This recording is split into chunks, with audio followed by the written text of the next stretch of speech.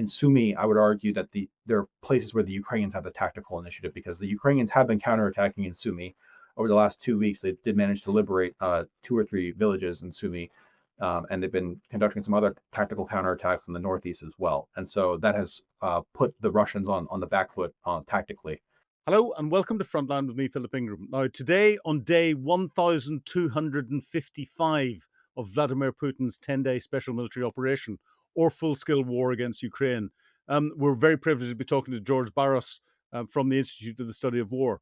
George is the Russia team and geospace intelligence team lead on the Russia and Ukraine portfolio for the ISW. George, welcome back to Frontline. Hi, Philip. Thank you so much for having me once again. Good to be back. My pleasure. Now, the front line, we keep hearing about Russian advances and we keep hearing about tactics and we keep hearing the casualties. But getting an understanding of the reality is something that I don't think many people have the chance to delve into it in the way that you do. You know, from your analysis of fighting across the entire Eastern Front, what's the dynamic that's going on? We'll look at what's going on with drones and tanks, because the Russians this week have come in with it's a relatively small armored capability that they tried to punch in, but that's created a little bit of consternation. Are the Ukrainian drone teams successfully blunting the Russian attacks, or are the Russian forces adopting their tactics, whether it be armored tactics, drone tactics, electronic warfare, to try and mitigate the threat? Who's winning and what's going on? I'm not going to sugarcoat the situation. The situation is deteriorating against the Ukrainian favor at the current moment. It's a very dynamic front line. The Russians have been more successful in creating these tactical advances. The Ukrainian defense is, I think, less solid than what it was this time a month ago or 2 months ago or 3 months ago. And I'm very quite concerned. And I do think that the lines can rapidly change in either direction, depending on a variety of factors. So I think we are starting to get towards a point of more dynamicism, higher risk for the Ukrainian side, and potentially higher chance of some accelerated Russian gains. In terms of the tactics that are changing, there's a couple trends that we've observed. So the story of summer 2025 up to this point has essentially been the story of light infantry, dismounted infantry, small tactical groups, teams of up to 10 soldiers, but sometimes even just trios, sometimes duos of soldiers, and even sometimes individual single soldiers that were sent and committed to attacks to try to make these marginal gains. But the Russians they're actively innovating at the tactical level of warfare. They've become much more effective at suppressing and degrading Ukrainian anti-drone capabilities, in particular by using these fiber optic drones. And actually, the Russians are conducting these more complex combined drone attacks. My colleague Katerina Stepanenko has been doing some research on this and will be publishing a special report on this in the next week or so. But essentially, the Russians have become much more effective at degrading Ukrainian supply lines, ground lines of communication, by interdicting the Ukrainian supply lines at the operational level. And so it's made it much more difficult for sustainment of Ukrainian force at the tactical level, which has made it much harder for the Ukrainians to hold the tactical level gains, which has been enabling some of these more effective Russian attacks. They haven't made the infantry more effective per se, but it's harder for the defenders to maintain the defense. And that's very concerning. Another trend that we've also seen is an increased rate of use of Russian armored vehicles. To be sure, we're not seeing the full scale resumption of conventional large-scale mechanized maneuver, but we're starting to see a larger frequency of platoon-sized mechanized attacks.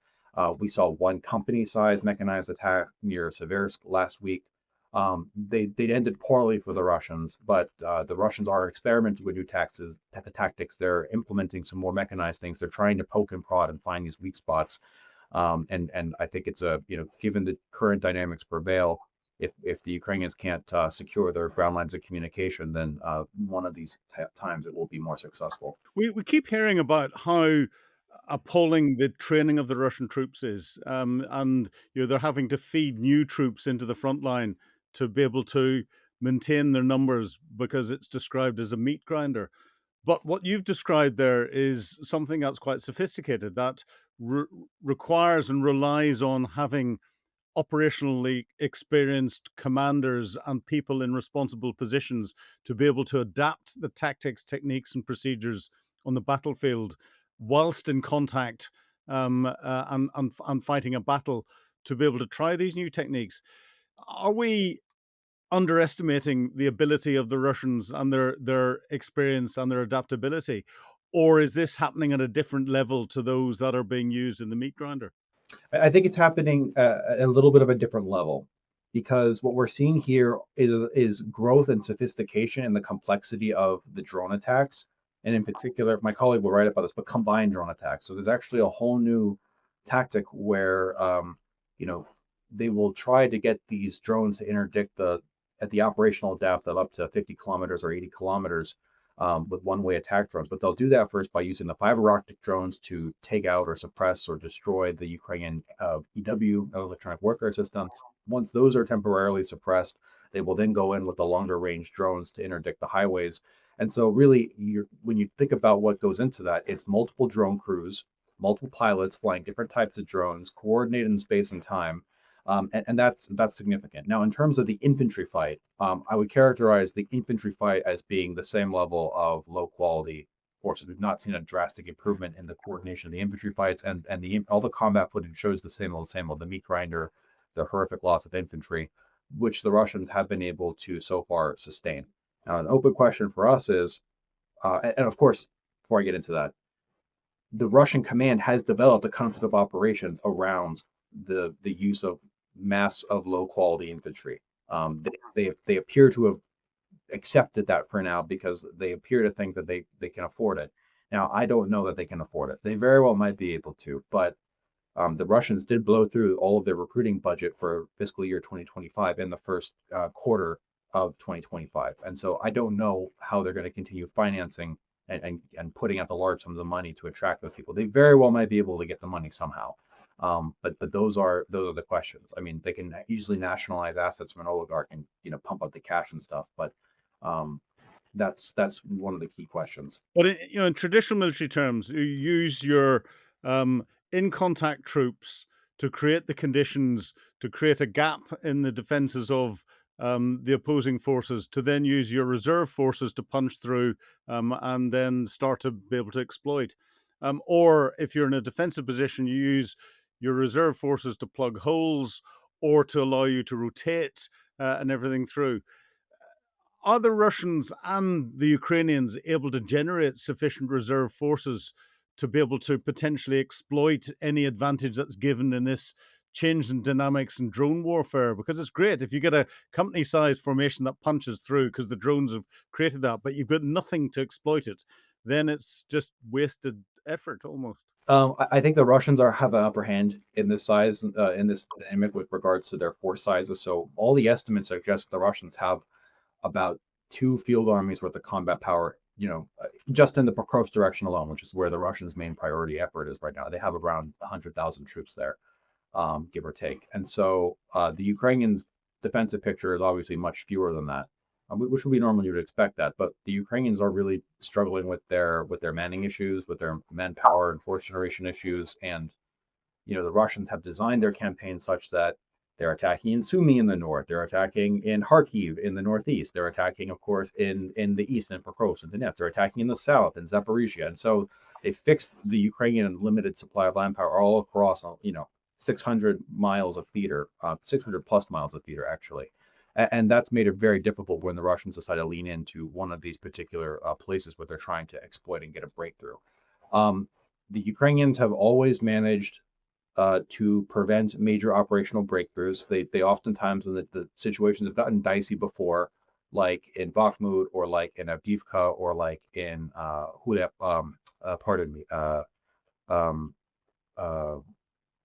Wuhledar in the south, in Donetsk, they've always been able to do withdrawals, sometimes more professionally and in good order than in other times. But it's never so far, whenever they see one of these operationally significant towns, it's never been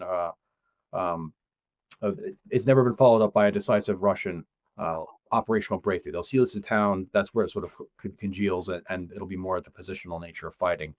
I think the Russians will attempt to try to, once they seize Pokrovsk, and I do think it's a question of time now when the Russians will seize Pokrovsk, whether they can steamroll that and like you said, create the hole to then send some reinforcements and send the reserve troops to then become the exploitation force, or whether or not the Ukrainian defense will be sufficient to hold it. What I'd note, though, is you talked about the lines in a very traditional infantry fighting sense, create a hole, plug a hole.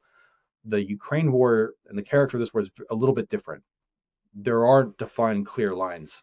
In fact, the gray zones, the creation of these drone forces and the way that they can deny movement and maneuver up to 5 to 15 kilometers in either direction, it creates a basically 20 to 30 kilometer large gray zone where really there is no clear line for either side, and both forces are operating in it. Both forces are running reconnaissance and forth. Both sides are attacking and defending into it quite dynamically. So um, that's another interesting characteristic, because it's very difficult to draw that conventional line as we used to in previous wars. Yes, the front line used to be defined by the what you could see with your direct fire weapons and what you could influence with your indirect fire weapons. But now with drones, it is that massive grey area.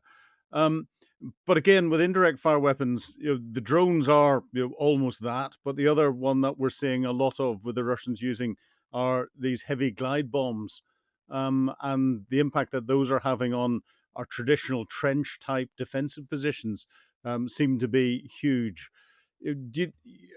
Are you seeing any changes in the way trenches are designed? Are the Ukrainians been able to survive these glide bombs, which are 500-pound plus devices that will bury themselves into the ground and explode, and destroy even underground bunkers that would normally have stood up to conventional artillery fire?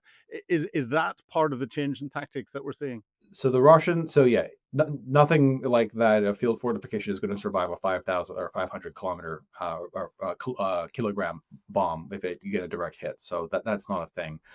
The efficacy of glide bombs has been reduced over the last year. There have been innovations in Ukrainian electronic warfare which have not eliminated them but reduced them. So there was a much more acute glide bomb threat about a year ago, but that's become less acute. That's not to say that the Russians don't still do them. They still do them, and they're innovating them. And in fact, they've been able to hit some targets at even further ranges with some of their things. But what really is messing up the Ukrainian front lines right now are less so the glide bombs and more so the drones and the combined drone attacks. Uh, to take the conversation back to drones, I would note that the Russians are innovating. I mean, they are adding new special munitions to their drones. They are putting thermobaric warheads on their drones in order to create more of that destructive effect that you would think about being delivered by a fixed wing aircraft. Uh, and so they've actually been able to achieve some of the effects that you would normally ascribe to fixed wing aircraft with these drones, which has been very interesting and much more precisely than what you can with fixed wing aircraft, for that matter. Yeah, it's absolutely fascinating. But how much are you seeing that the tactics that the Ukrainians are using is because you emphasize how big this front line is. 600 plus miles, 1,000 odd kilometers. That in UK terms is from Aberdeen to London, and to be fighting all over that is mind-blowingly large. But the Ukrainians seem to defend a position and then will move back whenever they know that it's lost. But in effect, they're trading space for time. And that time is being used to try and get more Western weapons in, to get their reinforcements ready, to get everything else in. How much of this is the Ukrainians being pushed back or carrying out a legitimate military maneuver, which is trading space for time, that any planner will say is a good thing to do, provided you don't waste that time? They are doing their best to do the latter. Trade the space for time, leverage a defense in depth or an active defense, attrit the Russians. And what I will say for the Ukrainians is that the Russian attrition rate is horrific. And in terms of the tactical territory that has been lost and the operation of significant territory or towns that have been ceded, the Russians have paid tremendous prices for them. I mean, just to get towards Pokrovsk and fighting in the general Pokrovsk direction, we're talking that the Russians have lost in the last year well over 5 divisions worth of infantry just to advance a couple kilometers. And of course, what is doctrinally appropriate to lose that level of combat power for the gains that you're getting? I mean, it's multiple orders of magnitude off. Now, the Russians have leaned into that, but in terms of the trade and the bang for the buck, so to speak, it's a good trade. Now, this won't matter if there is not the commensurate weapons from the West to actually rebuild the Ukrainians, so that at the end of this long road of attrition, the Ukrainians aren't able to mount a series of counterattacks that ideally attack into a attrited, exhausted, culminated Russian force, and especially the terrain that had changed hands recently and is not heavily fortified, um, and allow the Ukrainians to try to reverse some of these Russian gains. If that doesn't happen, then it's not going to work. And of course, the Ukrainians need to have the initiative. Now, initiative is incredibly important, and I would argue that actually you can have the initiative on the defense. There are some niche historical studies where you can actually show where a force, despite being attacked into and being on the defense, actually had the initiative and was able to shape the adversary who was on the attacking side more so. Initiative is oftentimes conflated with being on the offensive. That's not always necessarily the case. The Ukrainians do not have the initiative right now. However, the Russians have the initiative. It's important to wrestle it away, and it's important to try to reverse that, because the wonderful attrition that they're extracting from the Russians will not matter if the aid peters out. We continue to keep Ukraine on a starvation diet of aid. The Ukrainians are not able to inspire the confidence in their armament necessary to recruit more soldiers, and it's therefore a defeat in detail over a protracted period. So when you say the Ukrainians don't have the initiative, this is, sorry, I'm going down rabbit holes here because it's of great interest to me personally. Is that just the tactical initiative, or are you suggesting at the operational level as well? And for those that are watching, the tactical level is where the fight is going on. The operational level is where you can influence the ability of one side or the other to continue to sustain that close battle fight at the tactical level. Who's got the initiative at the operational level? At the operational level, the Russians have the initiative very clearly. I mean, they are, like I said earlier, they're pushing in the north, they're pushing in the northeast, the east, the south, and so they very much are controlling the tempo. They will raise it and lower it different places to try to fix the forces. So, operational level, the Russian campaign design is superior, because the Russians have some clarity about what weapons they're going to have next month, and they have a sense of what the replacement rates for their forces are going to be and all that stuff. And the Ukrainians sort of live paycheck to paycheck because the West doesn't provide clear plans for what they're going to have. So Russians dominate the operational level, but that's largely a solvable problem. And part of the problem is planners need to plan for the next 6 months. Planners need to know what they're going to receive over the next 6 months. At the tactical level, the Russians mostly have the initiative. It depends on what area of operations we're talking about. In the east and the south, the Russians have the initiative at the tactical level. In Sumy, I would argue that there are places where the Ukrainians have the tactical initiative, because the Ukrainians have been counterattacking in Sumy. Over the last 2 weeks, they did manage to liberate 2 or 3 villages in Sumy, and they've been conducting some other tactical counterattacks in the northeast as well. And so that has put the Russians on the back foot tactically. But overall, for the theater, the Russians have the operational initiative. Now, just to clarify again for those that are watching and listening, we talk about villages and towns, and we give them great names and all the rest of it. Are these critical because of the infrastructure that's in them and everything else, or are they just piles of rubble now? The vast majority of the villages and towns we talk about are piles of rubble.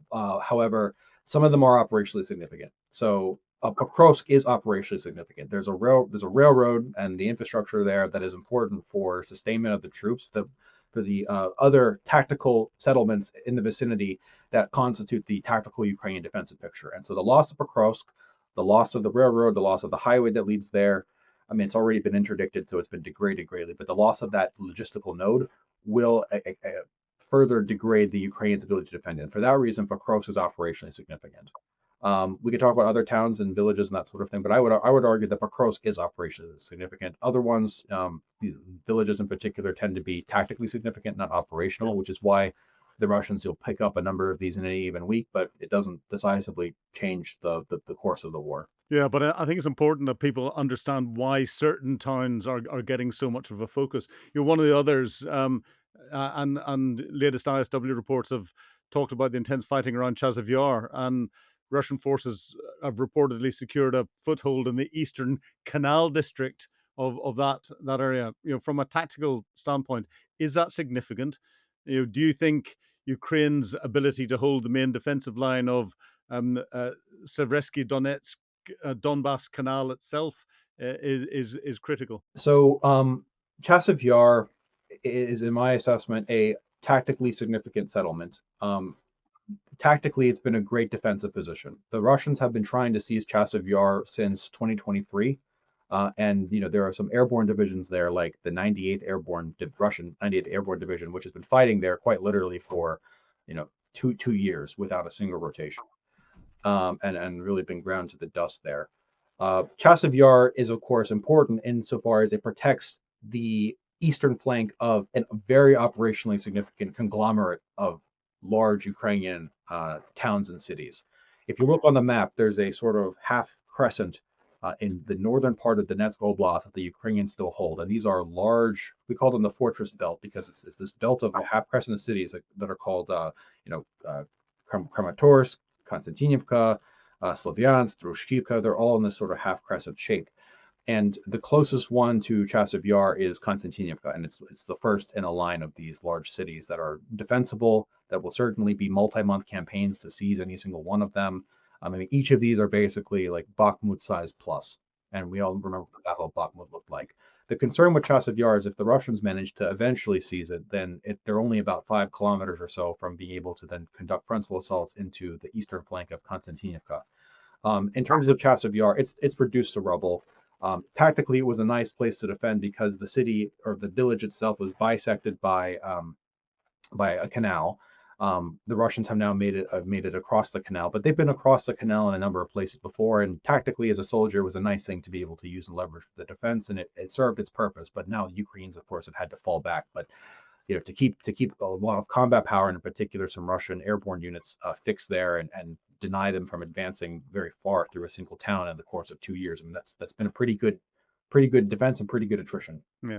Well, you mentioned Bakhmut, and we've talked Pokrovsk, and we've talked Chasiv Yar, and you've mentioned the crescent of towns that are there that are significantly important. But if we look at Bakhmut and we look at the cost that there's been for Pokrovsk as well, the Ukrainians are effectively tying the Russians up on what's their main effort for about 12 months, and at a loss of about 1,000 troops a day for that 12 months. Do you think the Ukrainians see this belt as a defensive belt that they can use just to impose attrition on the Russians as they're coming through, and again trade space for time if necessary, hoping that the West is going to cough up more capability and allow them to do something, and hope something else will happen? And do you think the Russians will be able to sustain these sorts of operations where it's taking them 12 months to get a pile of rubble that has got varying degrees of tactical or operational significance, and a lot of it is emotional significance once they've committed so many troops to it and lost so many in dealing with it? So that's a great question. So it's very difficult for the Ukrainians to seize city and to wage offensive operations into urban environments. The Ukrainians, not once in the course of this war, have demonstrated the ability to retake and recapture a urban environment once it's been decisively seized by the Russians. The one exception to that is perhaps Kherson City, but that was really a Russian withdrawal across a river due to constrained logistics, not actually Ukrainian forces fighting block by block in an urban combat environment. For those reasons, the loss of the operationally significant belt of cities, that would be very difficult to reverse. I mean, if you think about the requirements for the Ukrainians to take that back at a future date, it would be very difficult. I'm not going to say it's impossible, but it would be very difficult. Therefore, it is very important for the Ukrainians to maintain that presence to deny the Russians from achieving their operational objective of seizing all of Donetsk province.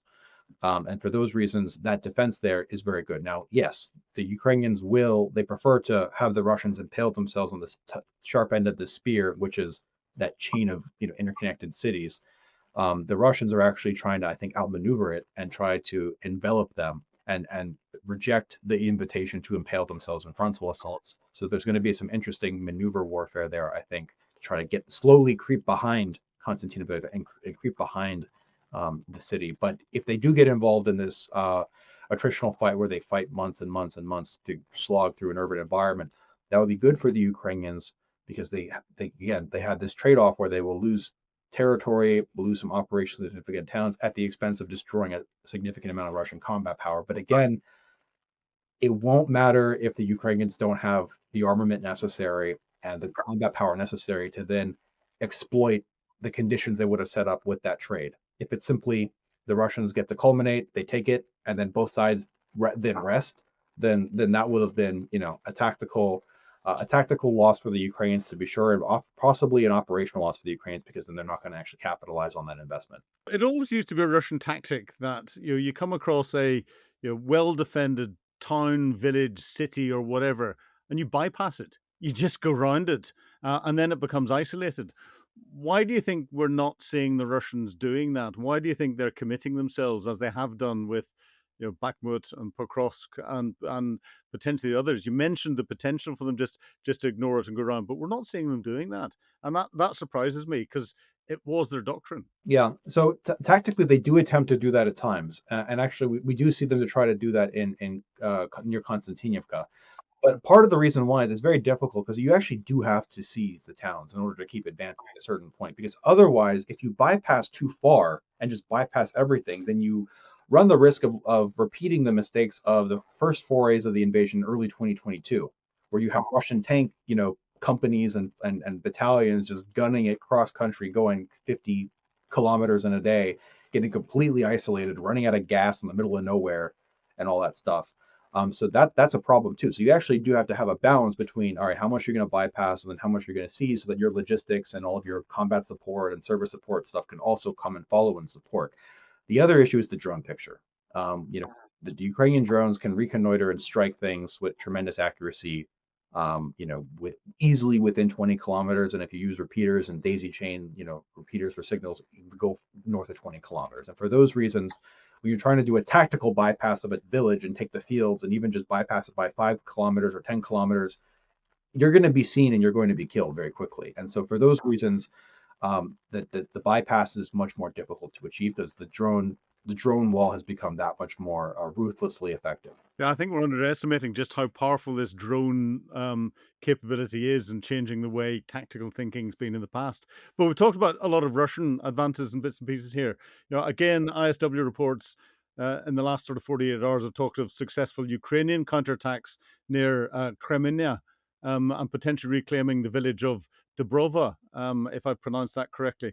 How significant do you think are these localized counterattacks and disrupting Russian offensive plans, especially in the Luhansk Oblast? I mean, it's important that the Ukrainians seize the initiative. The Russian general staff and General Valery Gerasimov would love it. He would just love it if he could simply sit back and have his 4 or 5 subordinate commanders who are conducting operations in different places. If they had never had to worry about the defense, could simply impose a buffet of dilemmas on the Ukrainians to force the Ukrainian general staff to think about what dilemmas are they going to service. And so when the Ukrainians do seize the tactical initiative and attempt to build that up to operational level initiative, they get to reverse the script. And it is no longer the Russian general staff that get to pull the levers and decide what problems they're going to generate today. Um, uh, and now they actually now have to have a diversion from their plan, and now they have to think about, okay, how are we going to prioritize and rebalance our efforts? How are we going to think about the lines and all that goodness? And so these tactical counterattacks, while they might not make a whole lot of difference on the map, they're quite small, and I don't want to play them up and make it sound as if the Ukrainians are now suddenly winning at the operational or strategic level. They are important and they must be sustained, because if we are to get to a acceptable end to this war, if we are to bring Vladimir Putin to the negotiating table, it does presuppose stopping the Russian advances and reversing some of them, because otherwise Putin will have no incentive whatsoever to not essentially stop a good thing. I mean, this war, this model of fighting is working for him. So we will look at these Ukrainian counterattacks with great enthusiasm, because it's important, but it also demonstrates that, it provided the correct conditions, it is actually possible for the Ukrainians to make some ground and make some gains, and that's very important for policymakers now who are thinking about what weapons to send the Ukrainians, what equipment to give them, and ideally, how can we outfit them to continue making these attacks, but also inspire the troops so that Ukrainians volunteer and can be mobilized and be properly and effectively equipped. So, George, having given a bit of positivity about the Ukrainians and what they're doing and reacting to the Russians, I think that's probably a good time to stop, because there's so much more that we're going to be exploring, I think, for the next couple of years, because I don't think this is going to end anytime soon.